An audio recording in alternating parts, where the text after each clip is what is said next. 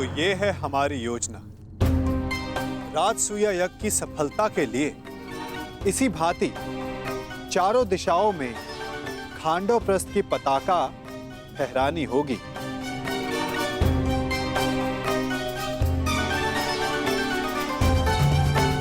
तभी आप सम्राट बन पाएंगे युधिष्ठिर।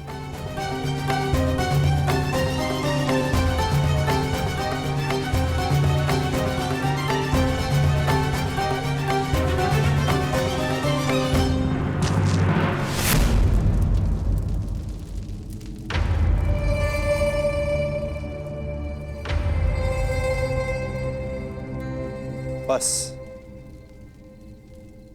पूर्व दिशा में एक बाधा है। बाधा? कौन सी बाधा माधव? मगध। हाँ मेरे होने वाले सम्राट, यदि तुम्हें पूरे भारतवर्ष में अपने आप को सर्वशक्तिशाली सिद्ध करना है तो तुम्हें मगध पर अपना प्रभुत्व स्थापित करना ही होगा। और मगध का अर्थ है जरासंध।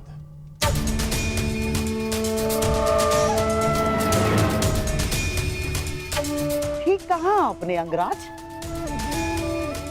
मगध का अर्थ है जरासंध, आपका भूतपूर्व मित्र और वर्तमान शत्रु। हाँ, और आपको कदाचित ज्ञात नहीं होगा, उसने आर्यव्रत के 100 राजाओं को बंदी बना लिया और अब वो उनकी बलि की तैयारी में है। 100 राजाओं की बलि? हाँ, 100 राजाओं की बलि।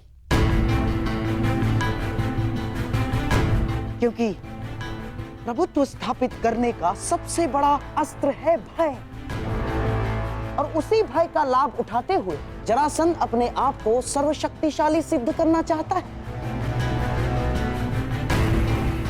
और इसीलिए हमारा सबसे पहला लक्ष्य होगा जरासंध पर विजय। परंतु हाँ, प्रश्न ये भी उठता है कि कौन महायोद्धा जरासंध को दुर्योधन के पक्ष में लाने में सक्षम है।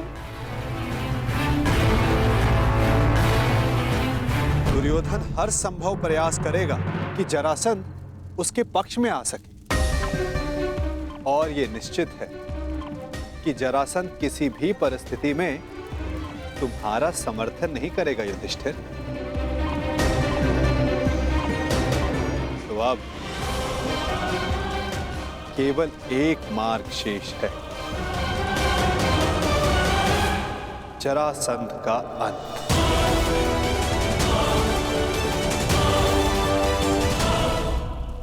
अर्थात आप उसका वध कर देंगे माधव? युधिष्ठिर, यदि जरासंध का वध मेरे हाथों होना होता तो मुझे 18 बार उससे युद्ध करने की आवश्यकता नहीं पड़ती। जरासंध का वध किसी और के हाथों लिखा है।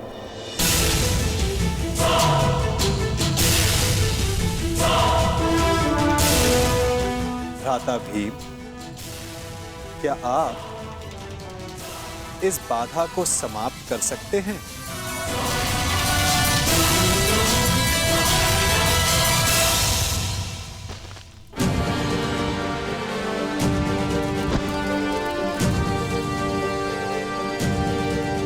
उत्तम।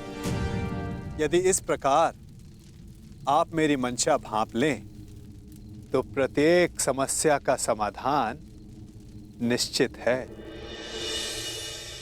मैं वासुदेव की मंशा जानता हूं।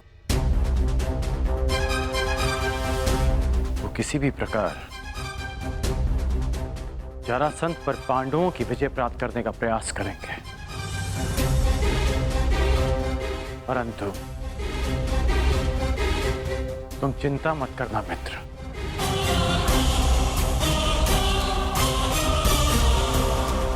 मैं पांडवों से पहले जरासंध का समर्थन प्राप्त कर लूंगा, और इस भांति आर्यवत के 100 राजा भी तुम्हारे पक्ष में आ जाएंगे।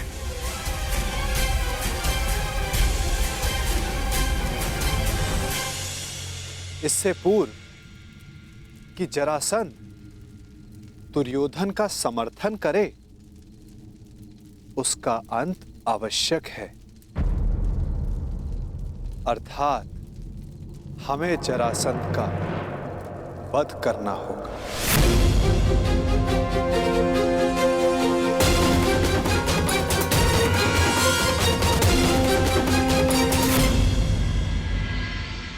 महाराज जरासंध की, महाराज जरासंध की, महाराज जरासंध की, महाराज जरासंध की,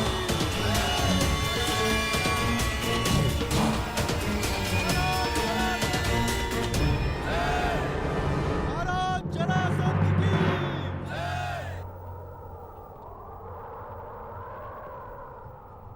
शतराज बलि प्रारंभ हो।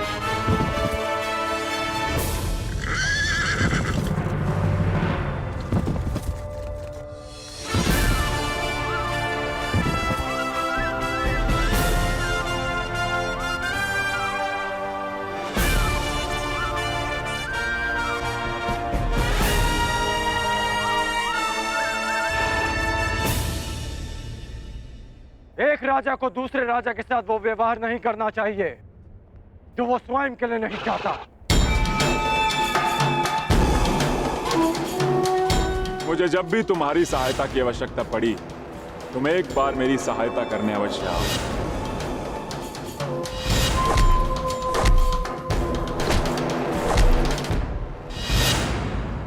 क्या कहकर पुकारूं तुम्हें? अंगराज कर्ण या छलिया कर्ण? वचन भंग कर्ण या फिर मित्रता करके मित्रद्रोह करने वाला कर्ण?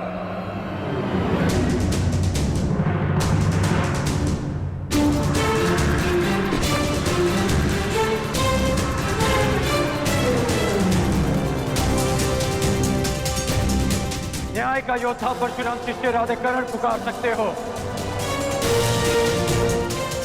जिसे ये बलि रोकनी पड़ी क्योंकि ये आवश्यक था।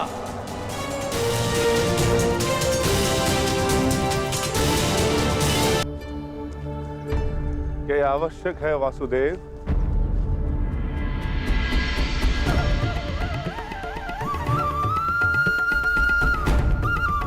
हाँ, हम वहां जरासंध के अंत के लिए जा रहे हैं। अपनी सुरक्षा के लिए वेश बदल कर जाना, क्या यह कायरता नहीं? नहीं भीम, हमने ये वेश उन सैनिकों के प्राणों की रक्षा के लिए धारण किया है जो हमें पहचान कर हम पर आक्रमण करेंगे और अकारण ही बाहुबली भीम के हाथों मारे जाएंगे।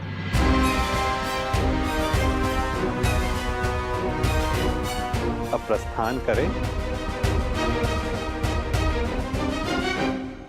मुझे अभी भी प्रतीत होता है कि जो हम करने जा रहे हैं वो योद्धाओं की मर्यादा नहीं।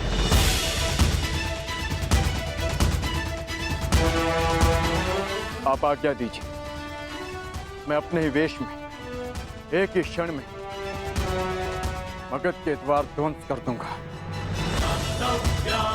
और जरासंध को भी धराशायी कर दूंगा। तुम्हारा ये आक्रोश और तुम्हारी युद्ध के लिए ये उत्सुकता मुझे किसी और का स्मरण करा रही है अर्जुन।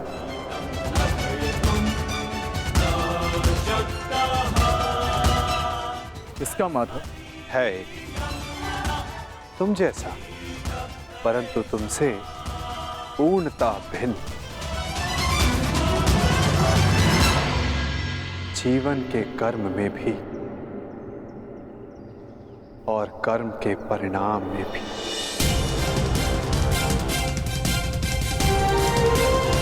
जरासंध,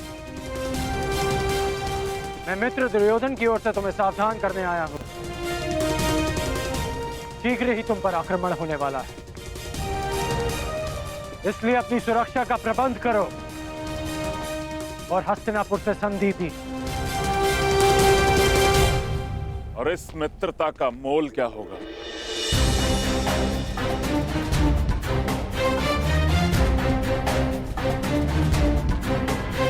बस इन 100 राजाओं को मुक्त करना होगा।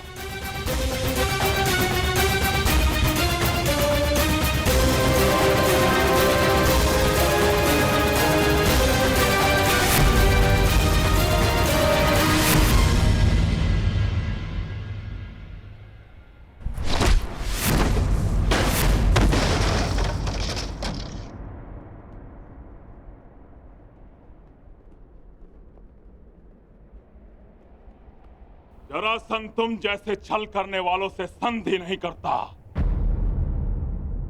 उनका अंग विच्छेद करता है।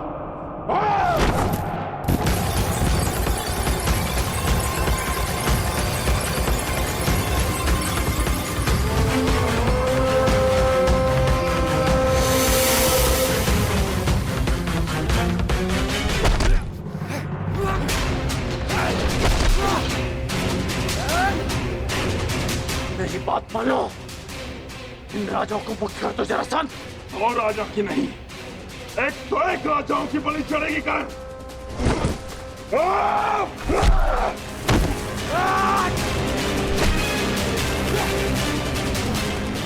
अपने क्रोध पर नियंत्रण रखो जरासंध। तुम्हें देखते ही क्रोध ने मुझ पर नियंत्रण कर लिया करण।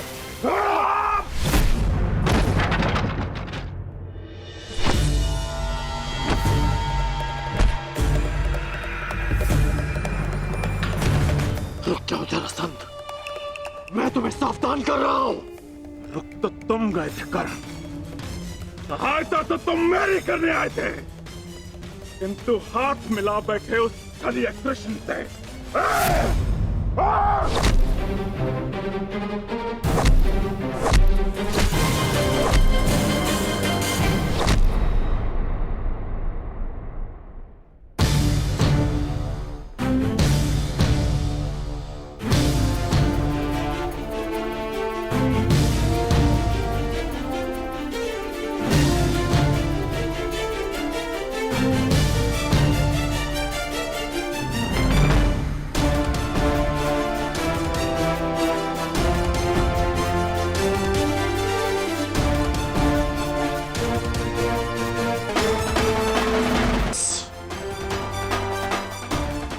यहाँ युद्ध करने नहीं आया।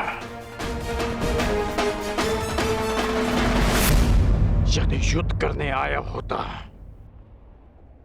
तो तुम और ये युद्ध कब के समाप्त हो गए होते। इस भांति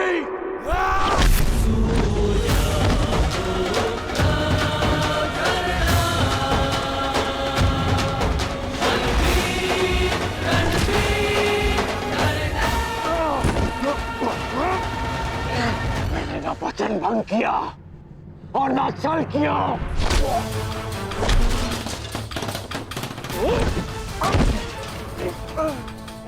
मैं युद्ध में तुम्हारी सहायता के लिए पहुंचा था, परंतु रुक रहा क्योंकि वासुदेव शांति का प्रयास कर रहे थे।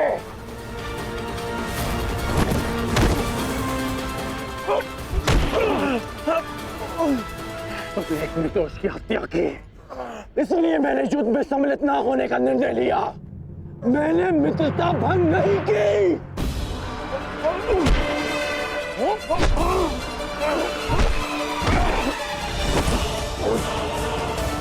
मेरे शत्रु के साथ खड़े रहने वाला मेरा मित्र नहीं।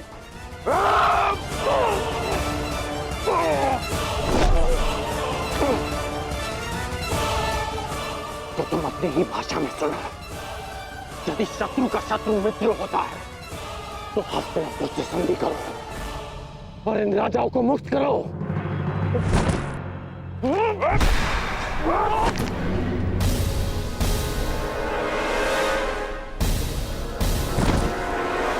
हाँ, तुम वासुदेव के विरुद्ध हो।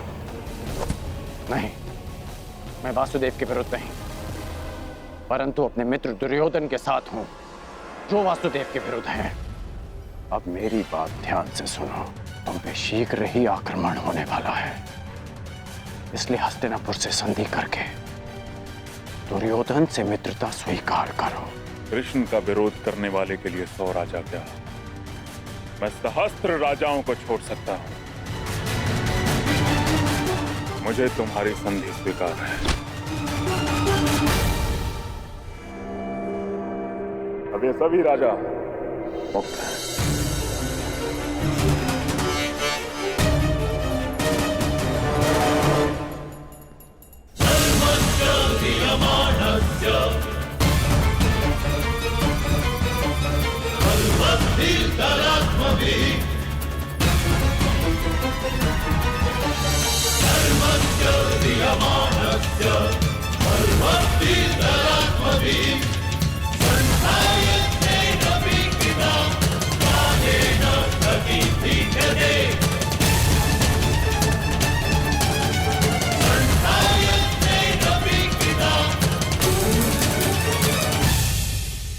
हम लोग नगर द्वार पे क्यों खड़े? भीतर क्यों नहीं जा रहे वासुदेव? शांत विकोधर।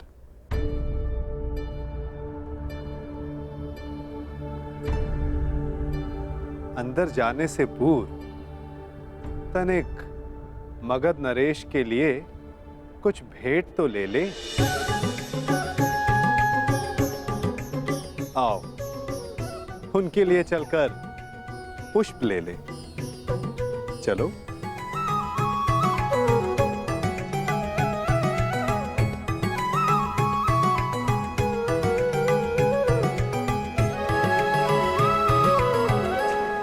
आप सब अपने राज्य जाने के लिए मुक्त हैं। आइए।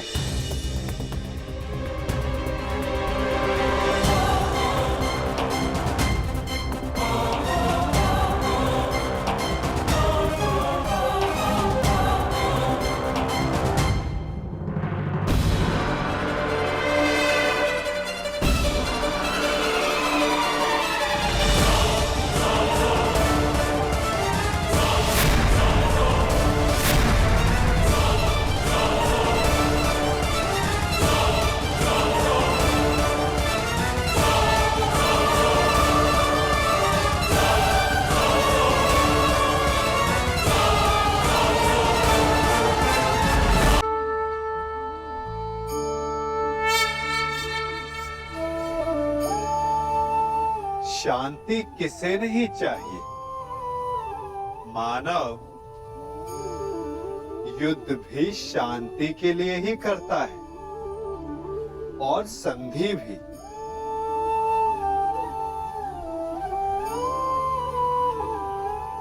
आप में से कुछ कहेंगे कि आगे बढ़ने के लिए सदा संघर्ष ठीक नहीं होता, संधि का मार्ग ठीक है, क्योंकि शक्तिशाली को परास्त करने के लिए हमारी भी शक्ति का क्षय होता है। वो शक्ति जिसे हम विकास में लगा सकते हैं, परंतु शक्तिशाली से मित्रता करने से पूर्व क्या ये जान लेना उचित नहीं कि शक्तिशाली का मंतव्य क्या है? कहीं उस संघर्ष से बचकर हम एक बड़े उत्पात को तो जन्म नहीं दे रहे।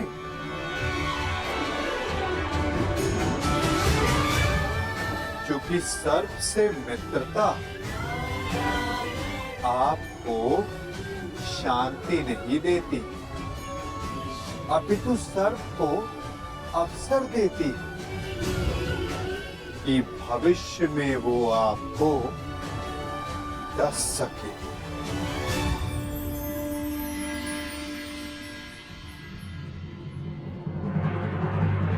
तो ये है हमारी योजना।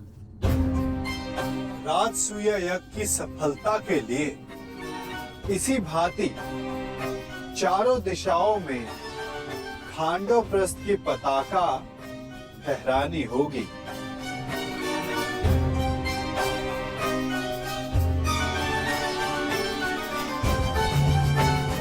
तभी आप सम्राट बन पाएंगे।